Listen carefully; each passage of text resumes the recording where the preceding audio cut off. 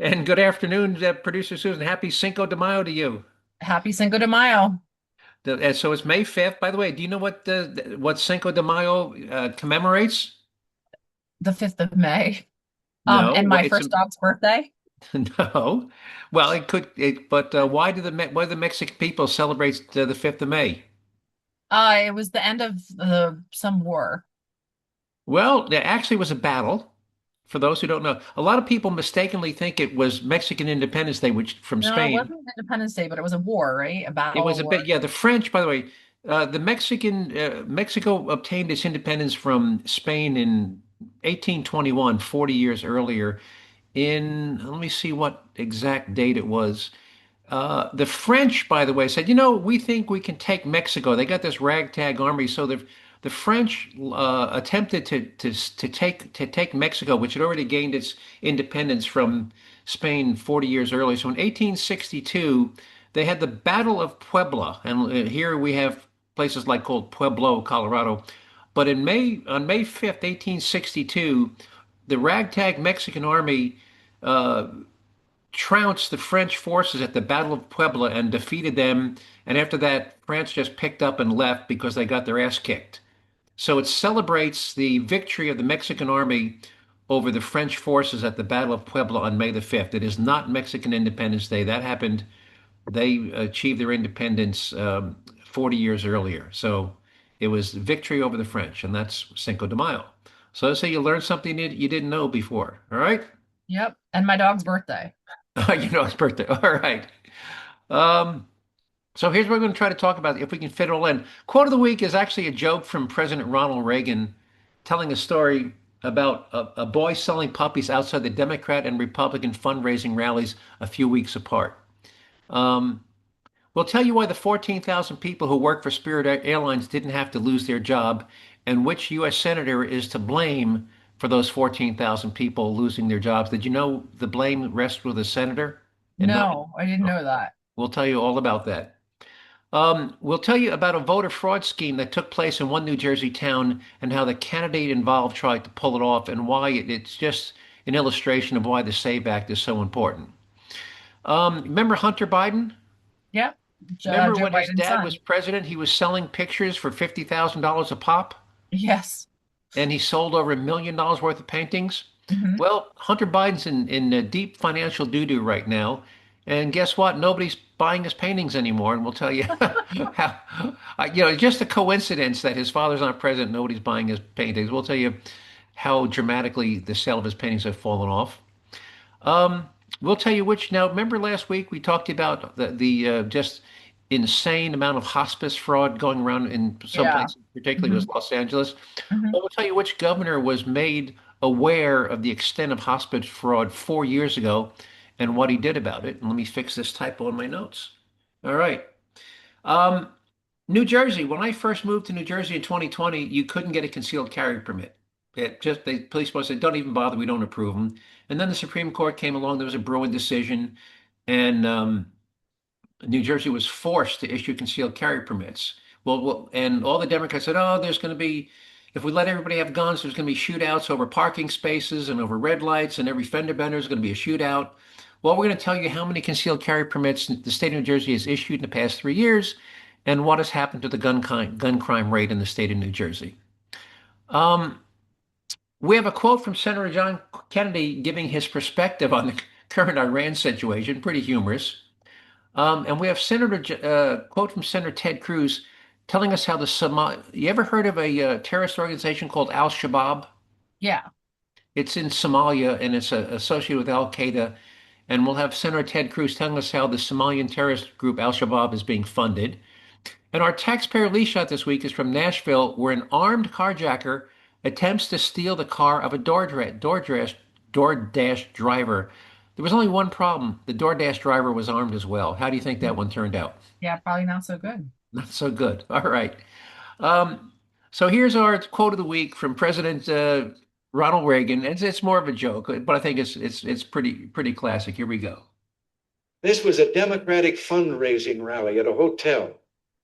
And outside, when all of them were coming out, there was a kid there with a bunch of puppies. And he was trying to sell them, and he was saying, come buy a Democrat puppy, buy a Democrat puppy. 2 weeks later, the Republicans held a fundraiser in the same hall. And there was the same kid with the same puppies. When they were coming out, he was saying, buy a Republican puppy. Well, one of the press, a newspaper man who'd seen him 2 weeks before, said, hey, kid, wait a minute. 2 weeks ago, you were trying to sell these puppies as Democrats. What are you doing here now trying to sell them as Republicans? Kid says, now they got their eyes open. Yeah, that was pretty funny. Can you hear me? Yep. That was Yep. pretty funny joke. Now they got, because we all know the puppies are born with their eyes closed, right? Yep. All right. Um, all right. Spirit Airlines. So in 2020, Spirit Airlines and JetBlue had proposed a merger. And JetBlue had offered $3.8 billion in cash to buy Spirit. The shareholders, the flight attendants, the pilots union, everybody on both sides says, yes, yes, this is good. Well, Spirit Airlines, the reason Spirit, and by the way, yes, Spirit Airlines, the straw that broke the camel's back was the increase in fuel prices, but no other airlines are going bankrupt, right? They're all dealing with it. JetBlue Yeah. is not declaring bankruptcy. Yeah, they're just raising their ticket prices is Right. all, and people are still flying. Okay. Well, Senator Elizabeth Warren got up on her high horse and said, no, this would increase fares. It would create a monopoly on some routes. Well, the combined companies would have only held a total of 9% of the market compared to the big four that control 80%. And for anyone who understands numbers, 9% isn't even close to a monopoly against 80%. Warren said no. She wrote letters. She pressured Pete Buttigieg, Biden's Secretary of Transportation, and he went to the DOJ, and Biden's DOJ sued. And as a result of that DOJ lawsuit initiated by Senator Warren and Pete Buttigieg, a federal judge killed the deal in January 2024. And her argument for killing the deal was that the merger might have cost consumers $1 billion in higher fares over some of those routes. Well, Senator Warren, you got your wish. And what do you think the loss of Spirit Airlines is costing the American consumers now? Oh, it's a lot because these people are stranded and they're going to pay exorbitant fees to get back home. And what do you think about the 14,000? In the immediate future, and then in the long term, they're going to have to go, like you said, to the other big the big airlines like Delta and United and US Air to buy much higher prices. Right. And in the meantime, you've got 14,000 people, many of whom are going to wind up on food stamps or some sort of government assistance. Unemployment. Unemployment. Sure. So, Senator Warren, thank you. You may have saved the taxpayers $1 billion. Well, that's as my late father used to say, that's the equivalent of a fart in a gale of wind compared to the cost of Spirit going bankrupt. And again, had she allowed Spirit to merge with JetBlue, the resulting combined company would have been stronger. And maybe they would have laid some people, maybe there would have been some duplicity, but they wouldn't have. But most of those 14,000 people would still have a job, and the consumers, would not be stranded in parts all over the country. So, thank you, Senator Warren. All right. To say we all know what the SAVE Act is. It's still hung up in Congress. It's that every registered voter has to prove identity before he's admitted. Well, in New Jersey. A guy who was running in a primary Democrat, a guy named Bison, literally, he showed up at the Elizabeth, New Jersey post office with a garbage bag with 1,000 falsified voter registration applications. And he was intending to mail those 1,000 documents to the Union County Commissioner of Voter Registration. And this is a quote from the U.S. Department of Justice press release. As alleged, Bison created and attempted to submit false voter registration applications containing the personal identifying information of individuals without authorization. Many of the applications had the handwriting of only 3 or 4 different writers. The applications did not state as required that they were completed by anyone other than the voter for whom the application was purported. So that is permissible. Like say, you're somebody's feeble or they can't write, or your grandmother, you can have them complete the application and then submit and say, I completed this on behalf of my grandmother, Mrs. So-and-so. Mhm. Again, if we had a SAVE Act, now thank goodness somebody at the post office caught this, and they called the post office inspectors, what do they call them postal inspectors, and they went through them, and then they in turn called the county commissioner and said, a guy walked in here with a garbage bag with 1,000 registrations. So if you need, and we have hundreds of stories of people, voting, six registered, and illegal immigrants voting. And here's a guy who was trying to register 1,000 people who had no idea that they were being registered to vote in this primary election. All right. So let's go on to Hunter Biden. So when Joe Biden was president, Hunter, you want to take a guess at how many paintings Hunter Biden sold for roughly for 54,000 apiece? They average 50. Some sold for more, some sold for less. They I average don't 50. remember how many he sold, but I remember Try hearing 20, try about him. 27. Try Okay. 27. How good's your math? Is 27 times 54,000 more than or less than $1 million? Uh,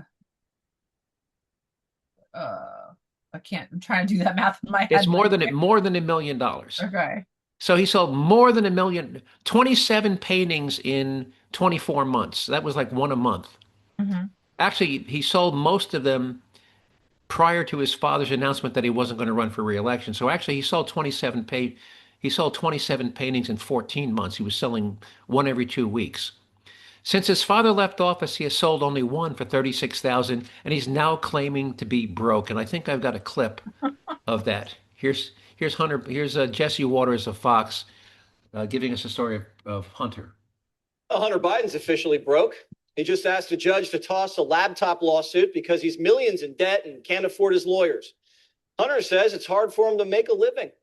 That's strange. An Ivy League educated lawyer and energy expert with international business experience can't find a steady job in the new golden age. Even though he's the smartest guy Joe Biden knows, Hunter sold 27 pieces of art totaling over $1 million before 2023. But then his dad dropped out and he only sold one. Nobody's buying the paintings now that daddy's back in Delaware. Funny how the Bidens cry poor as soon as they're out of government. That should tell you everything about where the money's coming from. The government's supposed to be working for you, not making politicians and their friends rich. That's what DOGE is all about. Democrats used to pretend they supported that. What should be easy. Now, by the way, let me remember when Biden was on the board of directors of Burisma, the Ukrainian gas company. They were paying him $50,000 a month. What's 12 times 5? A lot more than I make. Well, it's $600,000 a year. Yeah, $600,000. $600,000 a year, and then he was getting brokerage fees, and then he got $1 million. If you made $1 million in 2023, don't you think you'd have just a couple of bucks left over by now? Yeah, I would have a few dollars left over. Okay. So what did Hunter Biden do with all of that money? Good question. Good. So anyway, so that's this. And by the way, I shouldn't have said that after Joe Biden. Yeah, he sold those after 2023. He only sold one painting. So yeah, so that's where we are. So let's move on to California hospice fraud. Remember, we talked last week about they found 14 in one office building and 210 within a 6 square block area. Yeah. Well, here's a little more detail on that, and this again is from Fox. This is Kayleigh McEnany giving the details of what Governor Newsom was told about hospital fraud and when and what he did about it. We have unearthed an explosive report. The 2022 document that I am holding is an 87-page report from the then acting state auditor in California, addressed directly to the governor of California, warning in no uncertain terms that the state's weak oversight of hospice agencies has created opportunities for large-scale abuse and fraud. That last part's a direct quote. Now look at this screenshot of the very first page of the audit, addressed to Governor Gavin Newsom. The subtitle warns of the extensive fraud plaguing California today. It cites fraud indicators found particularly in Los Angeles County, a rapid increase in the number of hospice agencies with no clear correlation to increased need. In fact, listen to this. The aged population increased 40% in California between 2010 and 2021, while the hospice agencies increased an astonishing 1,589%. Wow. Another indicator was the excessive geographic clustering of hospices, with sometimes dozens of separately licensed agencies located in the same building, and also abnormally high rates of still living patients discharged from hospice care, despite hospice typically offering care for people expected to live 6 months or less. And look at this. You won't believe it. They even gave Newsom a map. Quote, 210 active hospice agencies located within 1 mile of each other on Van Nuys in Los Angeles County. She's got a street map showing 6 square blocks with all these red squares on it. Hospice, hospice, hospice, hospice. That's an awful lot of hospice Right. facilities in a very small fingerprint. And if you watch the video of this, you'll see the map. If anybody wants one of these links, just email me to Joe at JerzeeJoe.com. I'll be happy to send you these links. Or And I this can goes add on, it to the website. or go to the website and you'll be able to find them. If you're just watching the video and you want to download the link, give producer Susan a couple of days, and she'll put these video links up on the website where you can download them yourself in a couple of days. And this goes on for another 3. But here's the point. Newsom, this was the title of the book. He didn't even have to. It wasn't like a secret what was in the report. 87 pages, and right on the cover, it was something about the growing potential for fraud. Blah blah blah. 2022. Well, guess what? Here it is. What year is this? 2026. So 4 years later, what did Newsom do about this hospice fraud that he was told was rampant in his state in 4 years? Nothing. Nothing. Did it reduce or did it get bigger? I'm sure it got bigger. It was a huge problem 4 years ago, and it's even a bigger problem now. So if you're the governor of California and your state order says, Governor, there's a serious problem, there's rampant fraud going on, here's a report that proves it, here's a map where your people can go to knock on doors. Don't you think if you were the governor, you would have sent somebody from your attorney general's office? Considering they were all in 1 square block, it would have Well, 6 square blocks. 6 square blocks. 6 square blocks. You could have done it with one person. One person. You could have gone door to door. But no, Newsom did nothing for 4 years, and the problem, instead of getting less, it's one of these things. Well, hey, let's say you open a hospice. You're a crook and you open a fake hospice, and you're operating for 9 months and you don't get caught, and you're making $100,000 a month. Wouldn't you open a second one? Wouldn't you open a third one? Absolutely. You'd open as many. Hey, nobody's going to come knock on my door. Let me open 12 of them, and that's exactly what happened. Just incredible, the amount of incompetence in California. All right. Let's move on to our favorite senator. Who's our favorite senator? Not John Kennedy. Yes, John Kennedy. Out of Louisiana. Out of Louisiana, Republican. And here he is. He's on Fox, and he's describing and remember, this is his opinion, his perspective on the current situation with Iran and what Trump has been doing. Here we go. And he's got a great line here where he talks about oranges. Listen for the line with oranges. Well, here's what I've learned from our conflict with Iran. Number one, with Iran, if you turn the other cheek, they just stab you in the neck. You can't trust them. Number two, whether you like him or not, any fair-minded person would have to conclude that President Trump has oranges the size of beach balls. Was he really talking about oranges? No. Okay. He truly is tough as a pine knot, and it's clear to me that in defense of America, he will eat your liver with some fava beans and a nice Chianti. And that's a quote from which movie?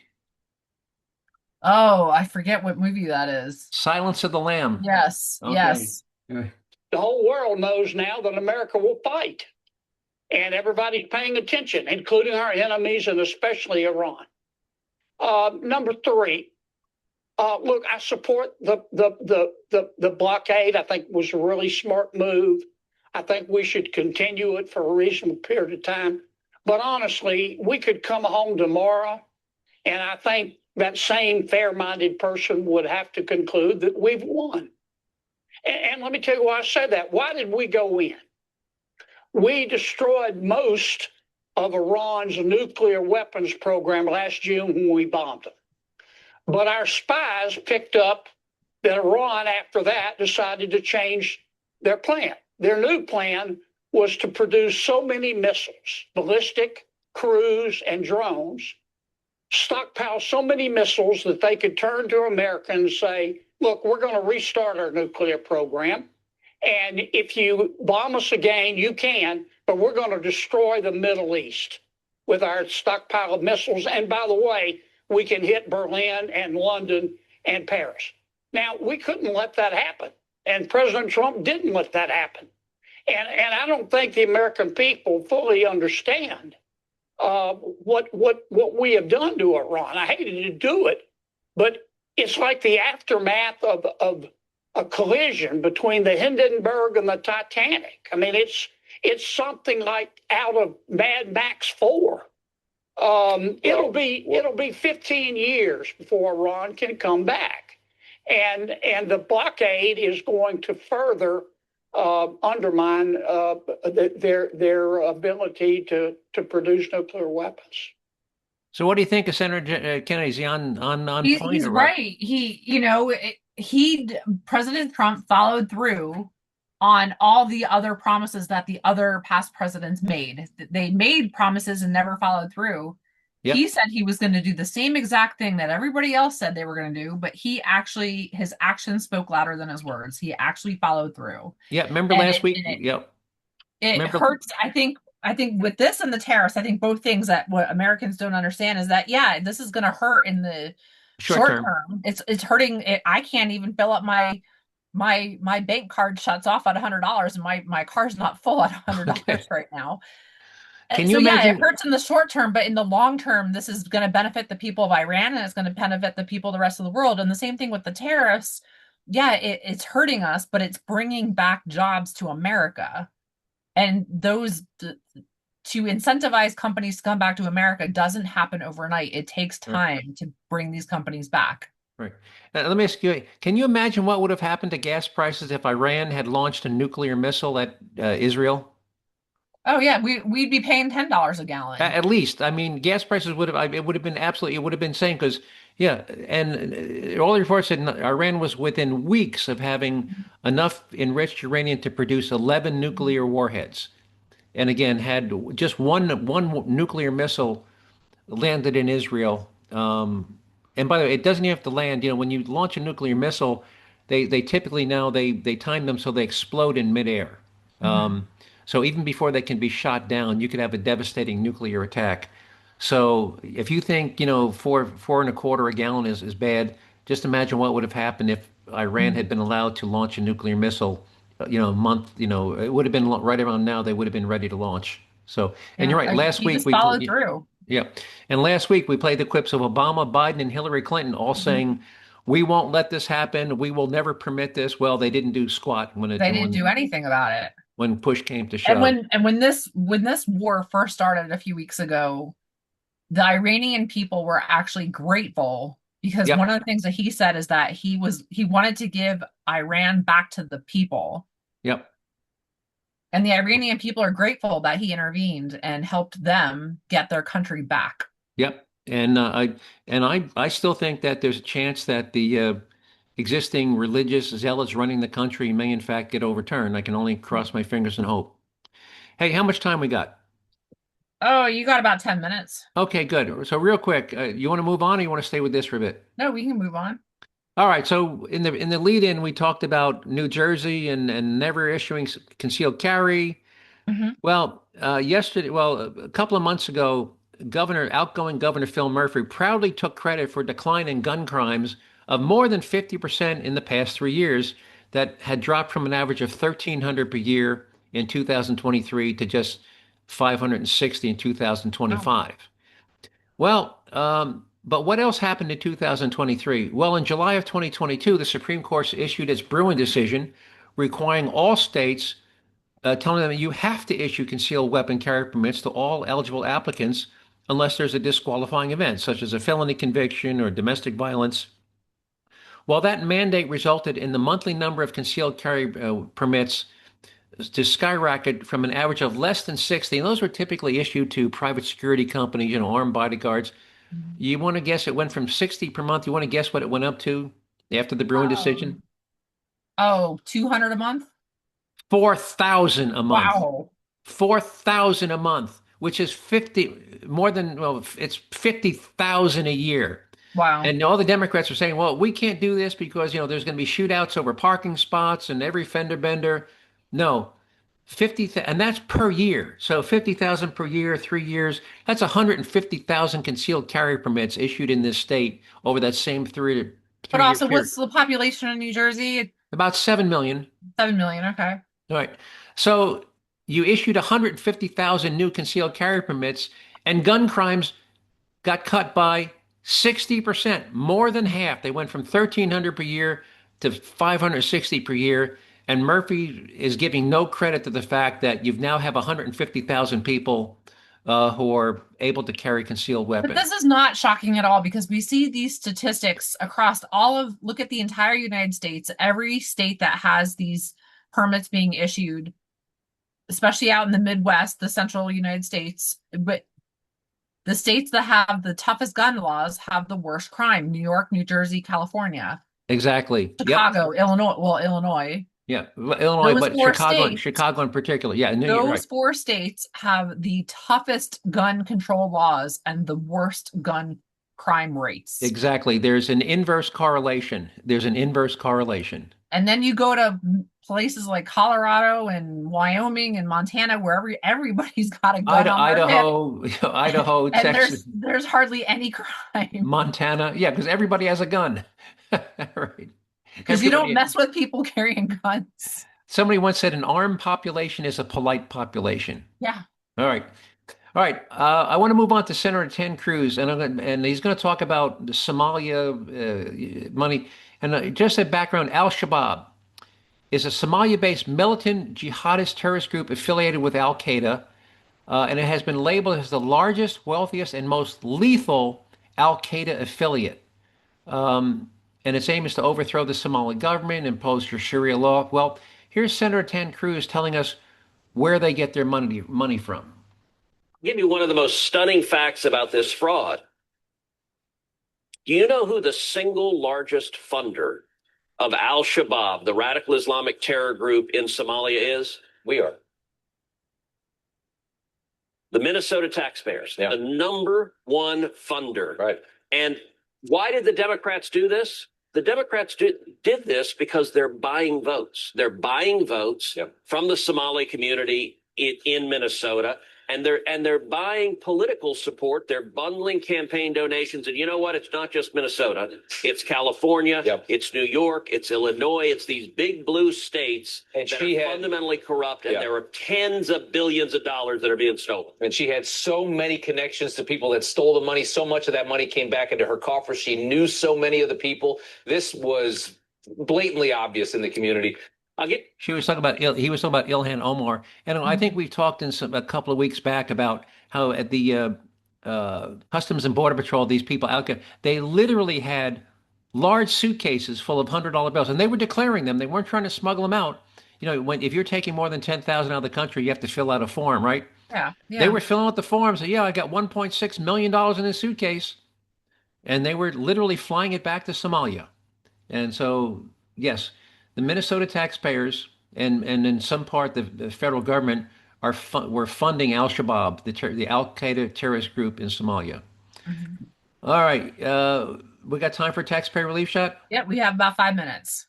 All right. Well, let me tell you here. Let me play why we call them taxpayer. Here's the sheriff of Santa Rosa County, Florida, and he'll tell you why we call them taxpayer relief shots. Somebody's breaking in your house. You're more than welcome to shoot them in Santa Rosa County. We prefer that you do, actually. Hopefully, you'll save the taxpayers money. All right.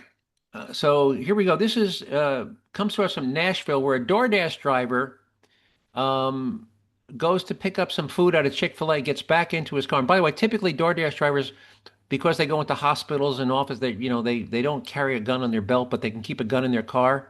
Mm-hmm. Well, this guy, DoorDash driver, gets back in his car, and just as he's getting ready to leave, a guy walks up and pokes a gun through his window, says, "Give me your keys." And here's what happens. about what happened outside of this Walgreens in Berry Hill this afternoon. Police tell me that a DoorDash driver had parked in that Walgreens parking lot to walk across the parking lot to grab an order from Chick-fil-A that he was going to deliver. Well, then things took a turn. He got back to his car when police say a different man approached him at gunpoint and demanded him to turn over his car. That DoorDash driver happened to have a gun under his driver's seat. He went to reach for that gun. The attempted carjacker then shot him in the leg, in which that DoorDash driver returned gunfire, shooting and killing the attempted carjacker. Police say this is all still very early in the investigation, and that DoorDash driver who was shot in the leg is expected to make a full recovery. Let's talk. By the way, do you think the car driver had a concealed carry permit? The DoorDash driver, yes, I'm sure he probably did. Do you think the carjacker had a the jacker? Probably not, if I had to guess. And good for him. I mean, that's clear self-defense right there. Clearly self-defense. I mean, the fact that he even got shot. Yeah, he's got a bullet wound in the leg to prove it. So, yeah. All right. Anything you want to add before we wrap up? Nope. Happy Cinco de Mayo. Happy birthday, Tigger. All right. All right, folks, thanks for getting up 30 minutes out of your day to listen to me ramble on about the things I find of interest and importance. And I hope you found them as interesting and important as I did. And I hope you continue to listen to this podcast in the weeks and months to come. If you want to see some of the materials and story links you heard me talk about today, give producer Susan a day or two and you'll be able to find them on the Jerzee Joe website at jerzeejoe.com, with Jersey being spelled J-E-R as in Robert, Z as in zebra, E-E, jerzeejoe.com, no space. If you'd like to email me to get on the distribution list so you don't have to go hunt for the podcast, I can send you a copy of the podcast once a week. Just send me an email to joe@jerzeejoe.com. Just remember to spell Jersey with an R, a Z, and two E's. And if you have a question, a suggested show topic, or you'd like me to mail you with some of the story links you heard me talk about today, again, joe@jerzeejoe.com, and I'll be happy to either put you on the distribution list or send you a copy of any story link you heard me talk about today. And with that, producer Susan, unless you have something to add, we'll sign off and talk to you next week. Well, we do have a couple of minutes, and I just wanted to bring there. I sent you an article last week about 14 New Jersey people won the $1 million jackpot, not the jackpot, the Powerball. 14 in Indiana. 14 in New Jersey. But then it turned out, I talked to you yesterday, it turned out there was actually 90 winners across the country, entire United States, 14 in Indiana, 14 in New Jersey, and 60 somewhere else across the country. And then it turns out there was 2 back-to-back jackpot winners in the last 2 drawings of Powerball, which, I mean, you can go months without having a jackpot winner. Yep. So something crazy is going on with the I know. There's an investigation going on, but yeah, it seems a little more than just a little suspicious that there were that many $1 million winners and somebody, winning Powerball twice, 2 months in a row, just crazy. So back-to-back jackpots, the last 2 drawings, and then 14 winners in New Jersey and 90 winners nationwide. $91 million winners nationwide. Yeah, something doesn't smell right. All right, thanks for bringing that up. And either that or that is like the world's freakiest statistical anomaly. It is. All right. Hopefully we'll have an update next week. You take care and be safe. Bye-bye.